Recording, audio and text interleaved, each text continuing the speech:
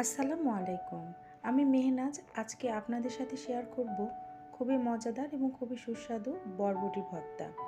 খেতে খুব মজার। প্রথমে বরবটি পানিতে ভালোভাবে ধুয়ে কেটে এটি সেদ্ধ করে নেব। সেদ্ধ করে এটি শিলপাটা অথবা ব্লেন্ডারে ব্লেন্ড করে নেবেন। প্যানে সামান্য পরিমাণ তেল দিয়ে দেব। দিয়ে দিচ্ছি পেঁয়াজ কুচি। দিয়ে দিচ্ছি সামান্য একটু কালো জিরা এবং জিরা দিয়ে এটি ভালোভাবে একটু নেড়েচেড়ে নেব। আর এর মধ্যে অ্যাড করে দেব সাদা এলাচ দুটো, দারচিনি এক টুকরো আর কালো এলাচ একটা, তেজপাতা দিয়ে দিব একটা। দিয়ে ভালোভাবে এটি নেড়েচেড়ে নিতে হবে যেন সুন্দর মতো একটু ভাজা ভাজা হয়। সম্পূর্ণটা একদম ব্রাউন করার কোনো প্রয়োজন নেই। যখন একটু পানিটা শুকিয়ে যাবে পেঁয়াজের গায়ে, তখন এর মধ্যে অ্যাড করে দেব যে বরবটিটা আমরা ভর্তার জন্য ব্লেন্ড করে নিয়েছিলাম সেটি। দিয়ে দিচ্ছি স্বাদ অনুযায়ী লবণ।